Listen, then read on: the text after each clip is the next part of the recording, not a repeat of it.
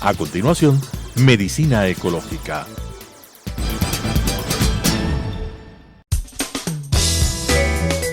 Clasificación A. Apto para todo público.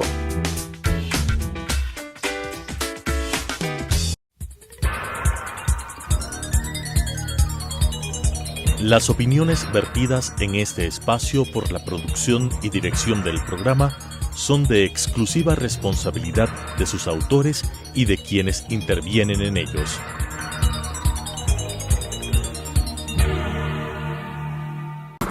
Telesucesos Canal 29 UHF presenta Medicina Ecológica, un nuevo enfoque de la salud pública diseñado especialmente para mejorar la salud de todos los habitantes en armonía con la naturaleza.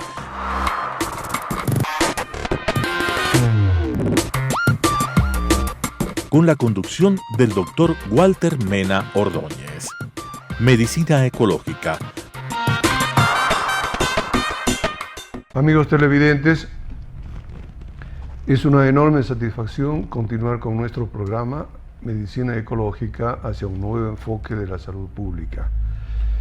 En esta oportunidad es muy grato para nosotros entrevistar a una persona de muchísimos quilates. Es el Dr. Washington Benítez, médico veterinario, docente e investigador de la Universidad Central, PhD obtenido en Bélgica, autor de obras importantes y además de artículos de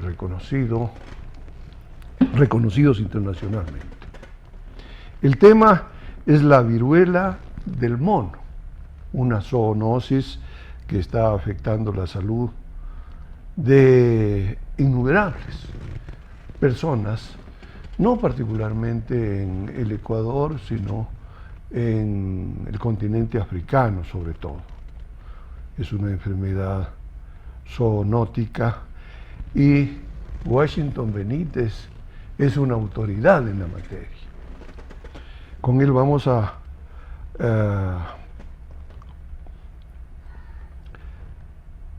tener la oportunidad de conocer las características de esta enfermedad, sus síntomas, cómo se transmite, cómo evitarla, qué enfermedades transmisibles están alrededor de este tema. La más cordial bienvenida a Paraguay. Muchas gracias, Walter. Un saludo para ti, para tus televidentes que te siguen con mucha aceptación y yo diría con mucho entusiasmo. Muchísimas gracias, Washington, por haber aceptado nuestra invitación y comencemos por una cuestión básica para que nuestros amigos televidentes tengan la oportunidad de conocer de una autoridad como eres tú. ¿Qué es la zoonosis? Bueno, la zoonosis se define como las enfermedades que se transmiten desde los animales hacia el hombre. Una zoonosis muy conocida, por ejemplo, puede ser la rabia, que afecta al perro y que al morder el hombre adquiere la enfermedad. Otro caso es la cistercosis o triquina, como la conocen aquí en el norte del país, que es una enfermedad que se produce por el consumo de carne con quistes de cisticercus, que luego producen una tenia. Esa tenia va a producir unos huevos, esos huevos se incrustan en las manos, se los lleva a la boca y se distribuye por el organismo. En conclusión, la definición de zoonosis es toda enfermedad que tiene un origen animal y que se transmite hacia el hombre.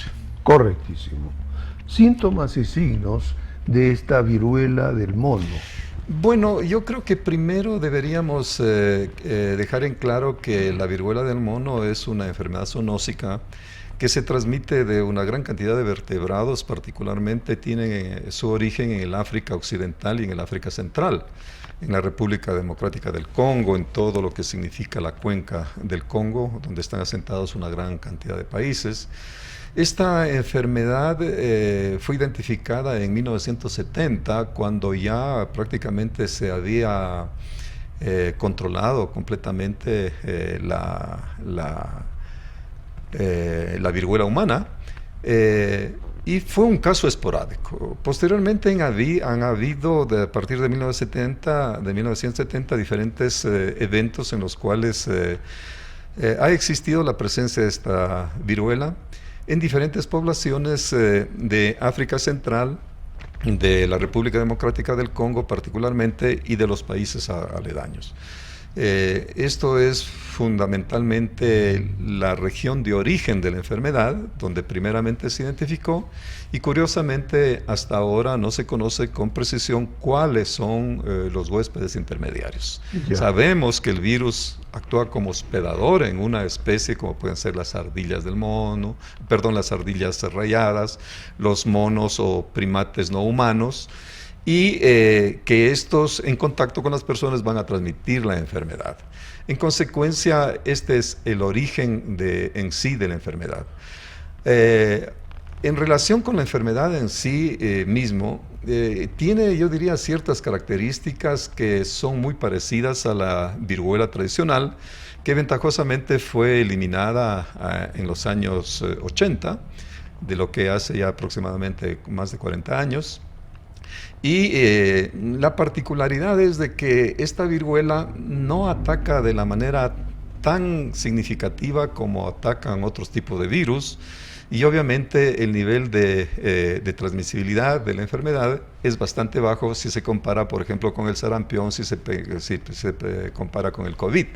En consecuencia, eso hace que de alguna manera durante muchos años, desde 1970 aproximadamente, permaneció, yo diría, enclaustrada en los países de África Central y en los países de África Occidental. Últimamente, en mayo exactamente de este año, se presentaron algunos casos en España y fue notificado un caso en Inglaterra. Obviamente con las características típicas de una enfermedad de tipo viral, que comienza con problemas de inflamación a nivel de la mucosa faríngea. Posteriormente se puede producir incremento de la temperatura, inflamación de los ganglios, la linfadenitis particularmente, y curiosamente se presentan las primeras pústulas a nivel de las manos y a nivel de las plantas de los pies, para posteriormente generalizarse en todo el organismo de la persona. Estas son las características de la viruela del mono, que obviamente tiene un origen diferente a la, como bien decías, la viruela humana, que felizmente se extinguió y por efecto de las vacunas, digamos. Exactamente, sí. Este es un efecto importante, ¿no es cierto?, de la investigación científica en materia de zoonosis.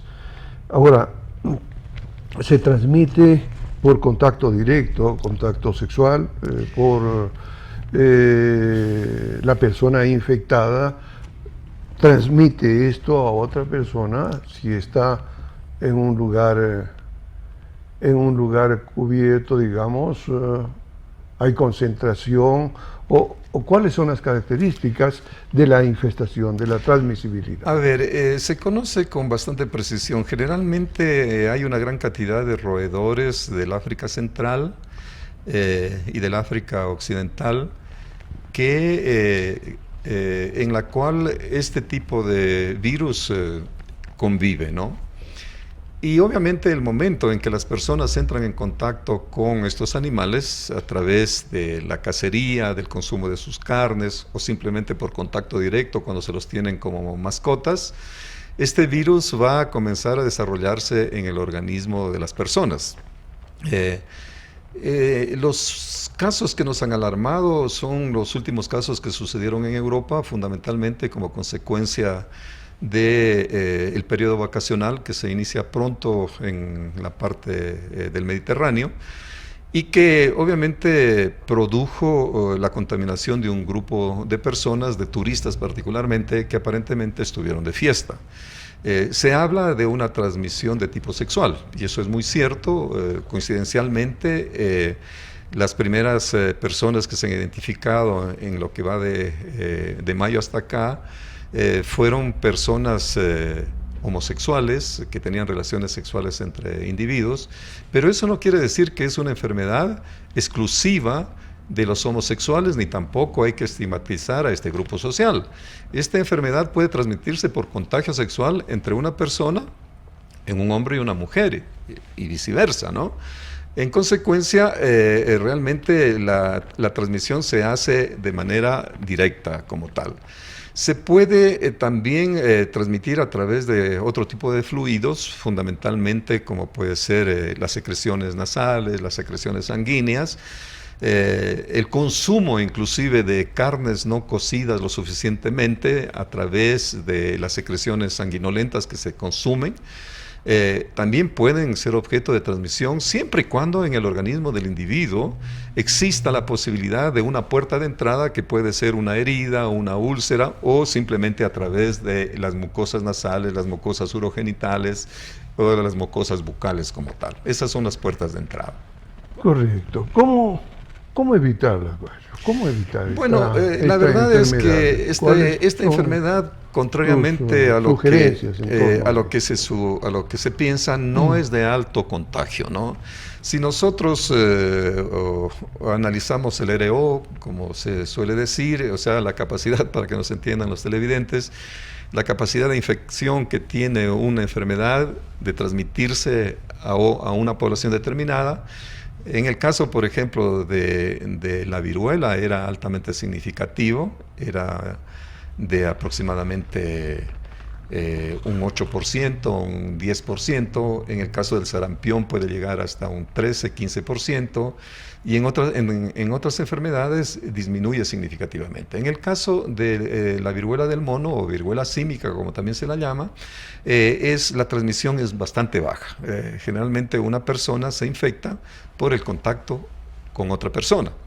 Y obviamente al saber que la persona está infectada, se debe hacer un círculo epidemiológico o un cerco epidemiológico con el objeto de evitar la transmisión de ese paciente por ese paciente que se ha contaminado.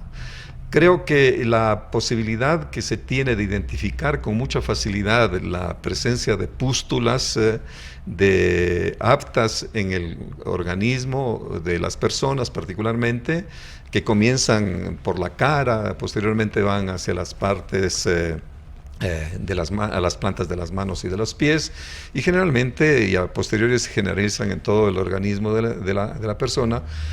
Obviamente posibilita que tengamos mucho cuidado, muchísimo cuidado, y de esa manera evitar el contagio. Hay una técnica que se conoce como vacunación en anillo, que consiste en vacunar a las personas o a los individuos en general que están cerca del paciente que se ha contagiado. Es decir, si yo me contagio, se entiende que yo vivo con mi familia, las personas que se deben vacunar son mis familiares, son mis próximos, y posteriormente también el sector de la salud que está en contacto con este tipo de pacientes. ¿Cuál es el inconveniente? Que la disponibilidad de vacunas para este tipo de enfermedad en particular no es muy alta, es bastante reducida. Hay un laboratorio danés que la produce de manera significativa, pero su producción se queda localizada fundamentalmente en los países europeos e inclusive en el hemisferio norte de América Latina, como es Estados Unidos y Canadá. Felizmente, ¿no? Hay formas de combatir esta enfermedad. A propósito de estas cosas, entiendo que no solamente esta enfermedad es transmitida por el mono, hay otras enfermedades. Y en general, Guacho, tú que eres una autoridad en la materia, háblanos acerca de las diferentes enfermedades, de las diversas enfermedades que se transmiten desde los animales al hombre. Bueno, incluso la COVID se dijo, pues, a través de los murciélagos llegó al hombre. La verdad es que la gran mayoría de enfermedades tienen su origen en una gran población de animales, ¿no? Quizás lo más relevante, y en relación con el caso de los poxvirus, que son los virus de las viruelas, es exactamente lo que sucedió en el siglo pasado, ¿no? Exactamente, a finales del siglo XVIII, mediados del siglo del siglo XX, donde realmente la viruela se transmitió de manera acelerada en países de África, en países europeos y también en América Latina. Recordemos los trabajos tan significativos de Eugenio Espejo tratando de identificar los mecanismos de transmisión de esta enfermedad. Se habla de que la viruela ha sido la epidemia más devastadora porque es una enfermedad muy antigua. Cuando uno revisa los datos históricos se da cuenta que ya en la época del Imperio Egipcio, sobre todo particularmente se ha encontrado en la momia de Ramsés V en el 1350 aproximadamente, deformaciones en su piel como consecuencia de la viruela. Quizás esta ha sido una de los problemas más graves que ha vivido la humanidad, porque se calcula que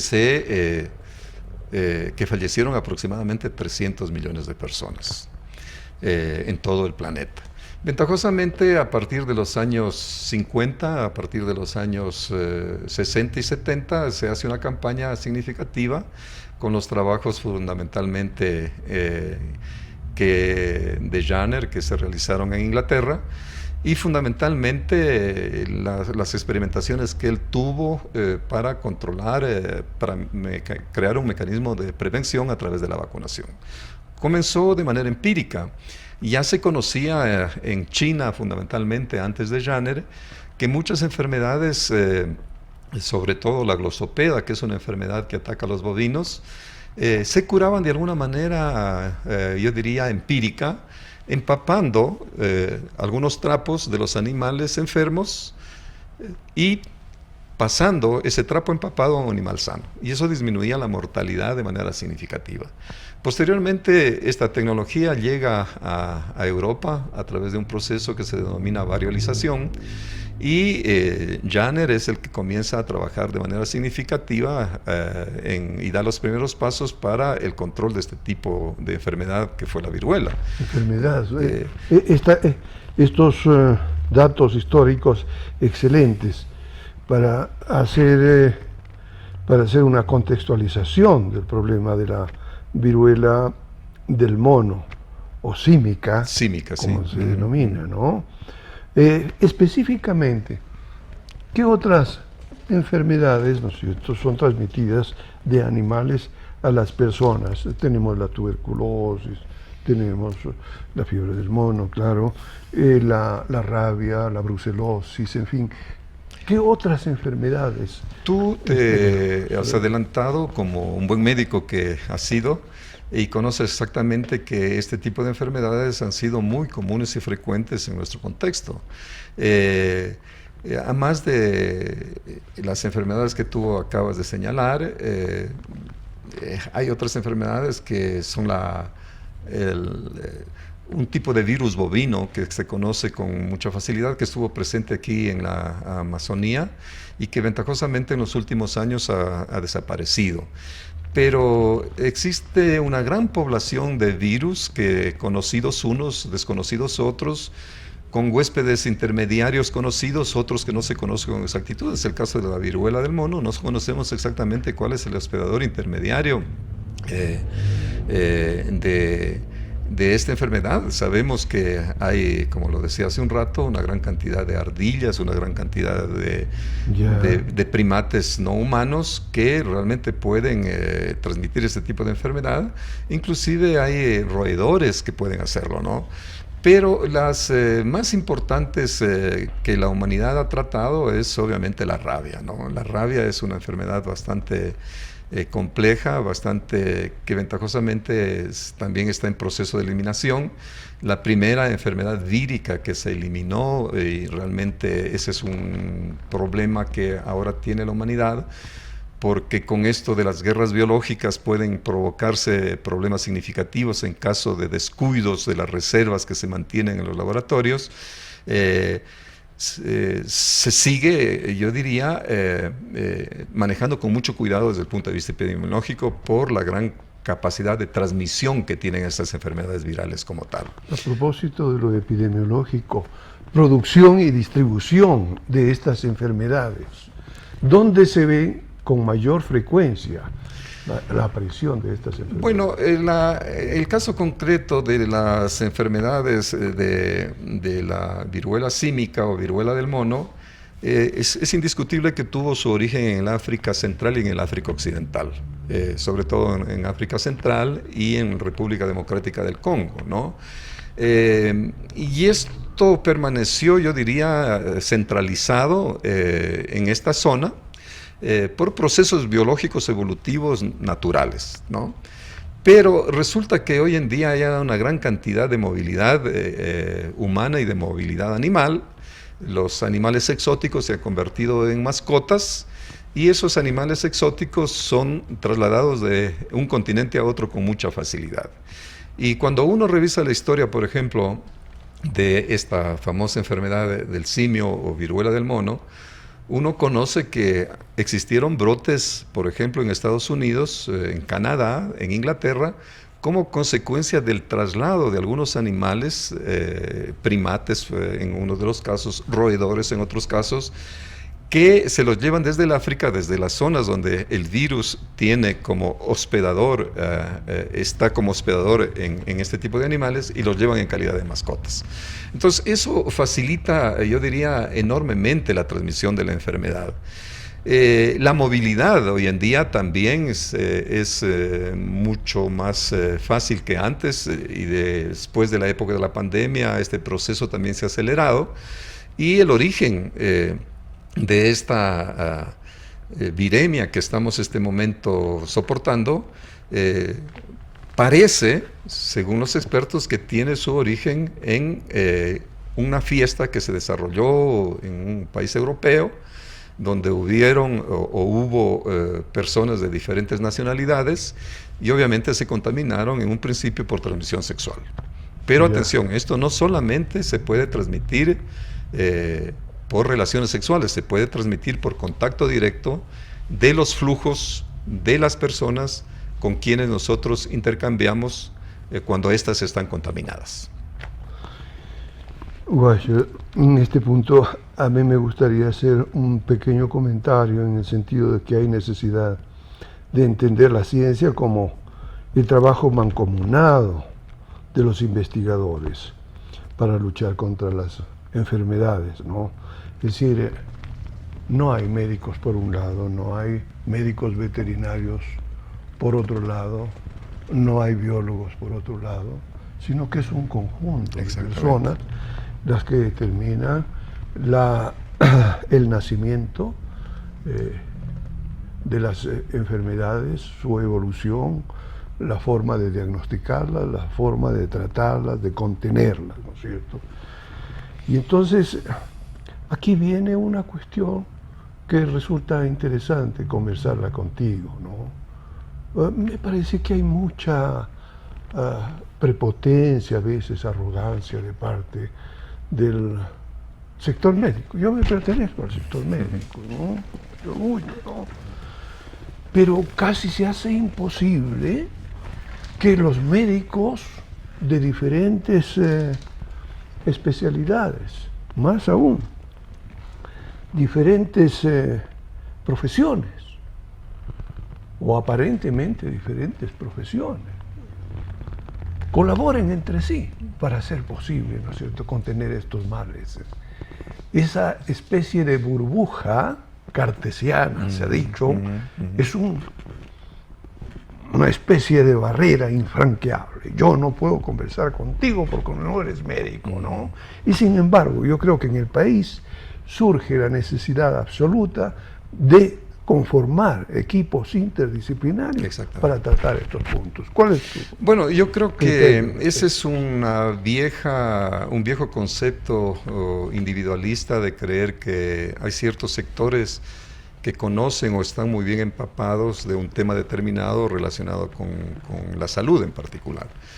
Pero la experiencia que nosotros hemos acumulado nos ha demostrado que de más en más es necesario la formación de equipos multidisciplinarios. O sea, no puede haber el tratamiento de un aspecto epidemiológico si no hay médicos humanos, médicos veterinarios, biólogos, zootecnistas, personas que están relacionadas con la salud pública en su conjunto, y obviamente solamente la conformación de esos grupos de personas especializadas va a permitir, y yo no diría ni siquiera solucionar el problema, sino elevar el nivel de reflexión que conduzca a buscar el mecanismo para solucionar un problema determinado. Esa es la estrategia que nosotros hemos planteado a través del Instituto de Zoonosis de la Universidad Central del Ecuador, en la cual trabajamos con grupos de diferente profesión, desde bioestadísticos, desde biólogos, veterinarios, bioquímicos, epidemiólogos, bioinformáticos inclusive, que son necesarios dentro del enfoque global que se debe dar a este tipo de enfermedades que cada día van a seguir emergiendo con mucha facilidad y para lo cual no hay una respuesta todavía definitiva en absoluto. Qué importante el punto que tú acabas de señalar, y felicitaciones a la Universidad Central, a la Facultad de Medicina Veterinaria por tener este enfoque. Y yo no diría solamente para la ciencia, también para la política. El presidente de la República tiene que rodearse de gente que sepa, sea especializada en diferentes aspectos. Contar billetes no es suficiente. Exactamente. Gracias, mi estimado Guayo, por tu excelente participación, y a ustedes, amigos televidentes, gracias por escucharnos y vernos. Hasta la próxima oportunidad.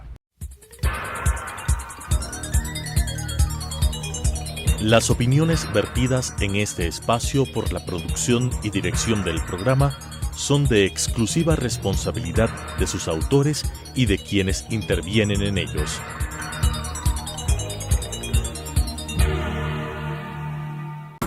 Telesucesos Canal 29 UHF presentó Medicina Ecológica, un nuevo enfoque de la salud pública diseñado especialmente para mejorar la salud de todos los habitantes en armonía con la naturaleza.